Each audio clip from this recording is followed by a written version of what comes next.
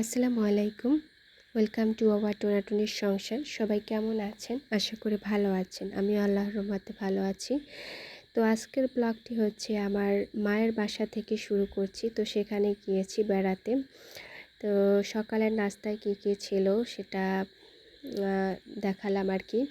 তো তারপরে হচ্ছে আজকে একটা স্পেশাল রেসিপি করব আর কি, এই যে কাঁকড়া ভুনা করব। তো আজকে কাঁকড়া ভুনাটা হচ্ছে আমরা দুজনই খাবো, আমার বোন আর আমি, তাই অল্প করেই নিয়েছি। আর কেউ খাবে না, মানে খেতে তাদের খেতে হচ্ছে শখ হচ্ছে না আর কি, তাই খাবে না। তো আমি আর কাঁকড়াগুলো হচ্ছে ছোট ছোটই কাঁকড়া পেয়েছি, বেশি বড় কাঁকড়া পাইনি আর কি, যা পেয়েছি নিয়ে এসেছি আর কি। তো আজকের এই কাঁকড়াটা আমি কিভাবে রান্না করব, ফার্স্ট টাইম আমি কাঁকড়া ভুনা করব আর কি, ফার্স্ট টাইম খাবো আর কি, এর আগে কখনোই খাইনি। তো আজকে ট্রাই করছি। তো রান্নাটা আমি একটু স্পেশালভাবেই করব, তো দেখতে থাকুন, আশা করছি ভালোই লাগবে। আমি হলুদ আর লবণ মরিচের গুঁড়ো দিয়ে অনেকক্ষণ ম্যারিনেশন করে রেখেছি কাঁকড়াটাকে। তো রাখার পরে হচ্ছে আমি তেলের উপর একটু ভেজে নিচ্ছি। তেলের উপর অনেক বেশি করেই ভাজতে হবে, যেহেতু আমি ফার্স্ট টাইম খাচ্ছি, তাই হচ্ছে একটু বেশি করে মুচমুচে করে ভেজে নিচ্ছি আর কি, তা না হলে একটু গন্ধ লাগতে পারে, তাই হচ্ছে খুব ভালো করে ভেজে নিচ্ছি। তারপরে এখানে মশলায় অ্যাড করছি হচ্ছে সাধারণ মশলাগুলো, মরিচের গুঁড়ো, হলুদের গুঁড়ো, লবণ, আর হচ্ছে রসুন, ধনে গুঁড়ো, আর হচ্ছে জিরা গুঁড়ো। এই তিনটে একটু বেশি করেই দিতে হবে। বিশেষ করে রসুনটা একটু বেশি দিলেই ভালো হয়, কারণ কাঁকড়াটা একটা গন্ধ আছে, প্রত্যেকটা জিনিসের একটা গন্ধ আছে। তো সেটা ফার্স্ট টাইম যেহেতু খাচ্ছি, ভালো লাগবে না, তার জন্য আমি ওই গন্ধটা যাতে না থাকে তার জন্য রসুনটা একটু বেশি করেই দিয়েছি আর কি। তো বেশি করে দিয়ে এবার এভাবে মশলাটাকে অনেকক্ষণ ধরে কষিয়ে নিতে হবে।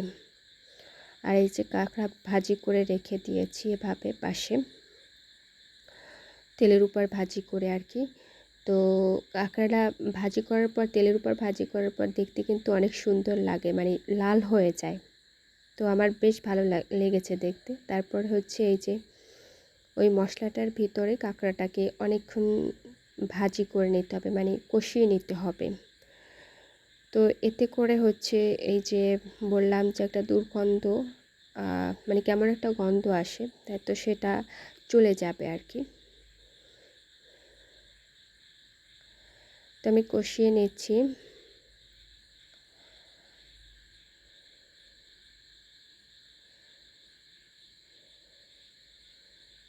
কষিয়ে নেওয়ার পরে হচ্ছে অল্প একটু পানি দিব।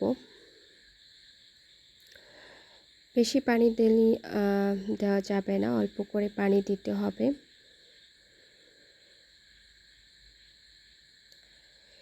বেশি পানি দিলে হবে কি, সেটা একদম হয়ে যাবে, মানে একদম কাঁচা কাঁচা হয়ে যাবে, এবং সেটা কিন্তু আবার ওই যে ভাজিটা করলাম তেলের উপর এতক্ষণ, সেটা কিন্তু আর থাকলো না। আর হচ্ছে কখনোই ঢাকনা দেওয়া যাবে না, ঢাকনা দিলেই কিন্তু ওটা সিদ্ধ হয়ে কাঁচা কাঁচা হয়ে যাবে আর কি। এভাবে ঢাকনা ছাড়াই রান্না করতে হবে।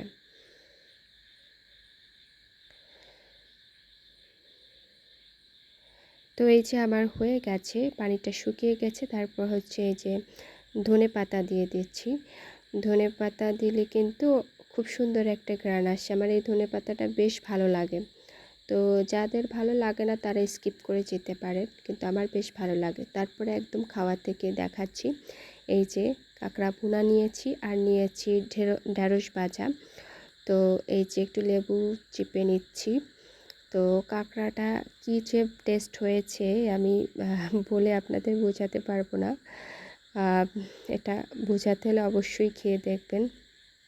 আর আমি যেভাবে রান্না করেছি, অবশ্যই এভাবেই রান্না করে দেখবেন, বারবারই খেতে ইচ্ছে করবে। আমার তো এতটাই ভালো লেগেছে যে আমি ভেবেছি যে মাঝে মাঝেই আমি এটা খাবো আর কি। কিন্তু একটু পরিষ্কার করাটা ঝামেলা আছে, তো পরিষ্কার করাটা আজকে আমি দেখালাম না, সেটাও একদিন শেয়ার করব। তো এই যে আমি খেয়ে নিচ্ছি, খুবই টেস্ট হয়েছে গরম ভাতের সাথে কাঁকড়া ভুনা। তো আর হচ্ছে সাথে লেবু, টেস্ট তো হবেই।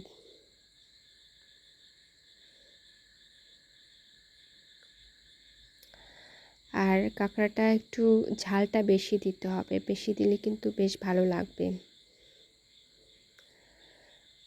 তারপরে হচ্ছে এই যে আম কেটে নেওয়া হয়েছে, এটা আচার বানানো হবে, হলুদ লবণ দিয়ে রোদে দেওয়া হবে এখন।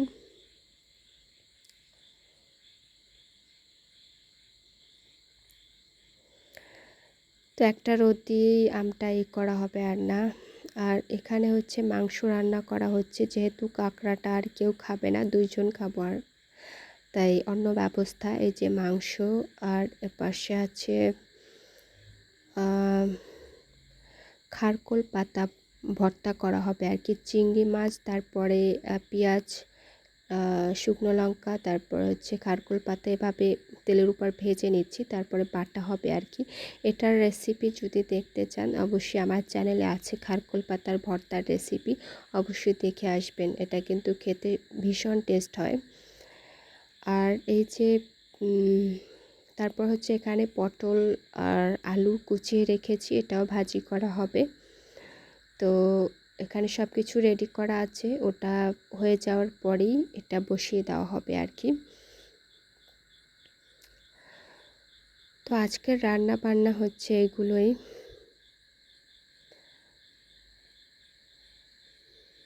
তো খারকোল পাতাটা হচ্ছে হয়ে গেছে, এখন আমি বেটে নেব আর কি।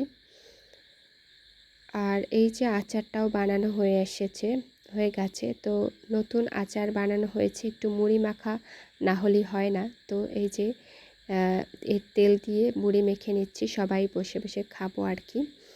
তো সন্ধ্যাবেলায় এটা মেখে নিচ্ছি আজকে, নতুন আচার দিয়ে মুড়ি মাখা। তো আচারের ঘ্রাণটাও বেশ সুন্দর হয়েছে।